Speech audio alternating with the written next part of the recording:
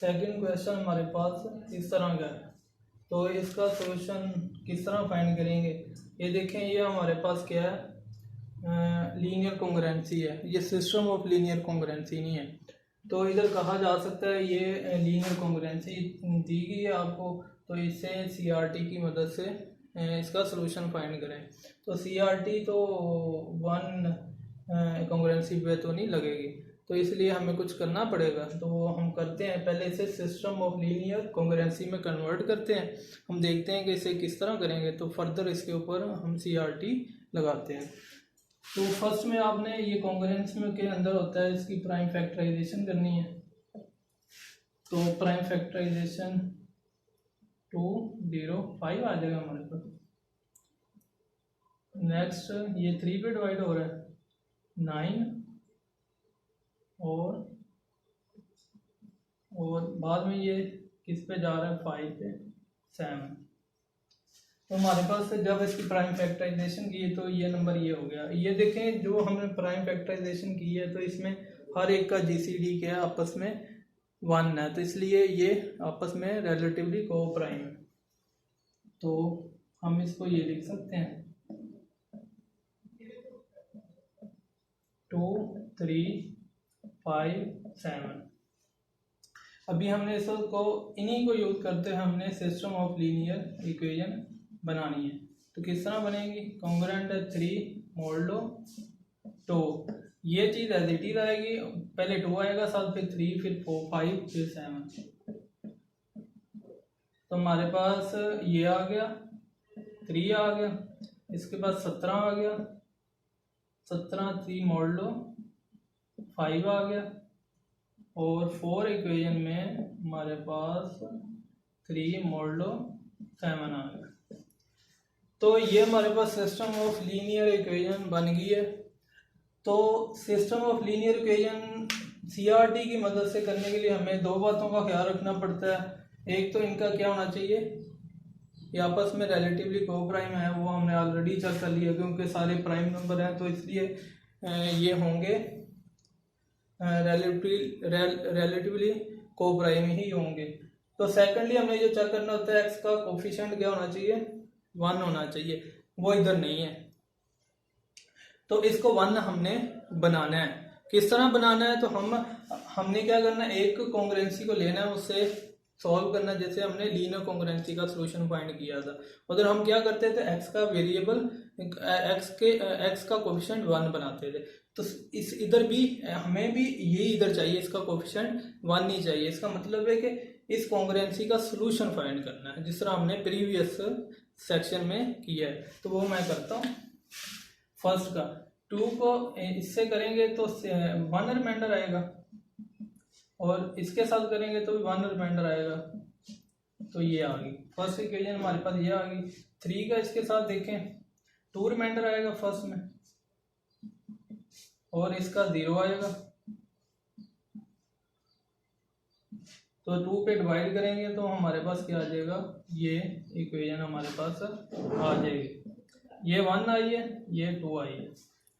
तो इसी तरह आप जब इसको डिवाइड करेंगे तो हमारे पास 2 रिमाइंडर आएगा, जब इसके साथ करेंगे तो -2 आएगा, माइनस करेंगे तो ये इधर आ गया 5।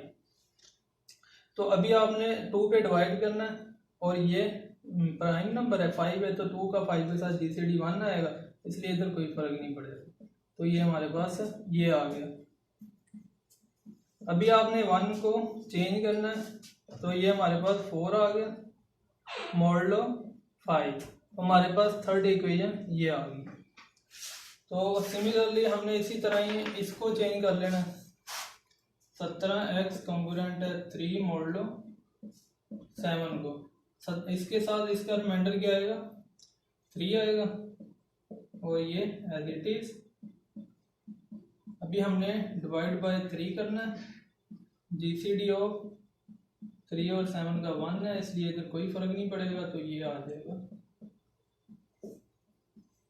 ये देखें, ये जो हमारे पास 4 इक्वेशन बनी है, तो ये सीआरटी की दोनों कंडीशन को फुलफिल कर रही हैं।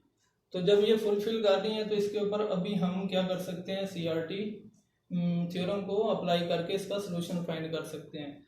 इस फॉर्म में हम नहीं कर सकते थे। तो आप लोगों को अंदाज़ा हुआ होगा कि ये इस कंडीशन का तो नहीं आपको हुआ, जब इसका मतलब आपस में रिलेटिवली प्राइम होंगे तो हम उसको किस तरह चेंज करेंगे, ये अभी तक आपको नहीं कंफर्म हुआ। इसका आपको कंफर्म हो गया है कि जब आपके पास ये फुलफिल होती है तो सेकंड वाली किस तरह फुलफिल करवानी है, तो वो इस तरह करवानी है। तो मैं अभी ये चारों कंडीशन को लिखता हूँ, कॉन्ग्रुएंसी को लिख के फिर इसके ऊपर अगेन मैं CRT थ्योरम अप्लाई करता हूँ। मेरे पास आ गया x कॉन्ग्रुएंट 1 मॉडलो 2 और सेकंड में मेरे पास ये आ गया मॉडलो 3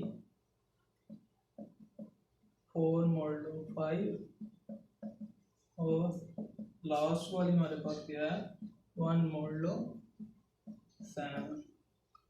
ये हमारे पास आ गया। इन सबको कन्वर्ट करने के बाद तो अभी हम इससे हम x की वैल्यू इजीली फाइंड कर सकते हैं। तो किस तरह हम फाइंड करेंगे, तो पहले हमने n फाइंड करना होगा, वो 2 3 ये था, तो ये हमें पता था ये 1 2 1 0 ही था। चले हम चेक कर लेते हैं, ये 7 4 1 ये हमारे पास 2 यही आता है। तो ये हमारे पास n आ गया। तो इसमें A1 हमारे पास क्या है 1 है, A2 गया 0 है, A3 गया 4 है, A4 गया हमारे पास 1 है। अभी हमने कैपिटल N1 फाइंड करना है। तो कैपिटल N1 किस तरह फाइंड कर सकते हैं, n ओवर स्मॉल n होता है। तो n क्या 2 1 0 और स्मॉल 2 क्या ये। तो जब इसको इसके साथ करेंगे तो ये हमारे पास आ जाएगा ये। ओके है ना। तो इसलिए इसी तरह n2 फाइंड कर लेना है। तो इसको किससे डिवाइड करना है 3 पे, तो ये हमारे पास 17 आ जाएगा। n3 2 1 0 5 पे डिवाइड करना है, तो ये हमारे पास क्या आ जाएगा 4 और 2। ओके। इसी तरह n3 कैलकुलेशन में कहीं प्रॉब्लम हो सकती है, तो आप मेथड को समझिएगा। अगर प्रॉब्लम हुई रन टाइम तो आप सही कर लें। तो इसको 7 और 3। नेक्स्ट में हमें फाइंड करना होता है x1 x2 x3 x1 x2 x3 x4 की वैल्यू फाइंड करना होती है। तो वो हम करते हैं। n1 हमारे पास क्या है 105 x1 as it is mode 1, ये फॉर्मूले गई है जो मैंने बताया था जर्नल। तो ये क्या है इधर 2 है। जब इसके साथ होगा तो इसका रिमाइंडर 1 आएगा। तो x1 की वैल्यू हमारे पास क्या आ गई 1 आ। इसी तरह ही हमने n2 की वैल्यू 17 है, x2 1 मॉडलो हमारे पास 3 है। अब इसको इसके साथ करेंगे तो इसका भी रिमाइंडर क्या आएगा 1 ही आएगा। तो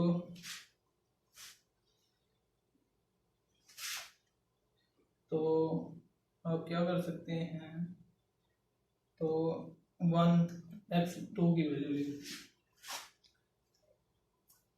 आप क्या कर सकते हैं।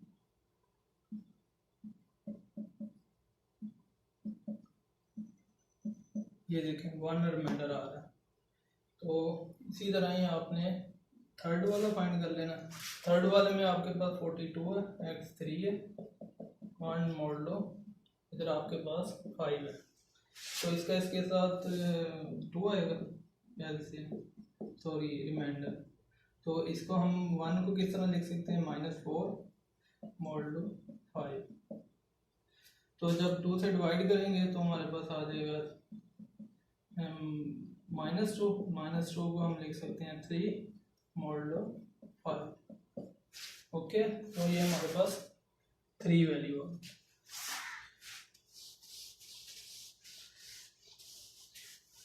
इसी तरह ही हमने लास्ट वाली की फाइंड कर लेनी, 30x4 1 मॉडलो 7।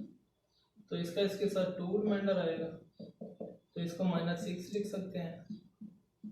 जब हम इसे डिवाइड करेंगे तो हमारे पास -3 आएगा, तो इसको हम 4 लिख सकते हैं। ओके, तो हमारे पास ये 4 आ गया। लास्ट में हमने क्या करना होता है, इन सबको मल्टीप्लाई करके इधर लिख देना होता है। a1 n1 x1 को मल्टीप्लाई करें तो ये 1 है, ये भी 1 है, 105 एज इट इज आ गया। ओके, तो ये 0 है तो इसलिए सारा 0 हो जाएगा। और इनको मल्टीप्लाई कर लें, 42 12 4 8 2 4 4 5 और इनको कर लें तो ये अब आपके पास आ जाएगा 120। तो अभी आपने क्या करना होता है, इन सबको ऐड करना होता है और लिखना होता है x कंग्रुएंट है इन सब की एडिशन मोडलो n हमारे पास क्या है, ये है। तो ये हमारे पास आ गया, इनको सबको ऐड करें 4 5 9, सेकेंड डिजिट 2 7, थर्ड डिजिट ये मैं मिस्टेक कर रहा हूँ 4 और ये 9, सेकेंड डिजिट 2 2 और ये थर्ड डिजिट 6 7। ये हमारे पास आ गया मॉडलो 210। अभी आपने क्या करना है, इस नंबर को 210 पे डिवाइड करना है, जो रिमाइंडर आएगा आपने वो लिख देना। इससे 3 पे करते हैं 0 3 6, तो ये 9 और ये 7 और 2 9, ये हमारे पास 99 आ गया।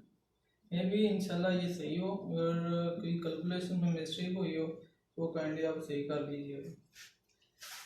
तो इसके बाद हम 1-2 और एग्जाम्पल करेंगे जिसमें मैं ये लूँगा कि इसके ऊपर प्रॉब्लम होगी तो इसे किस तरह सही किया जा सकता है। तो इंशाल्लाह ये मैं नेक्स्ट वीडियो में करूँगा। तो ओके, अल्लाह हाफिज़।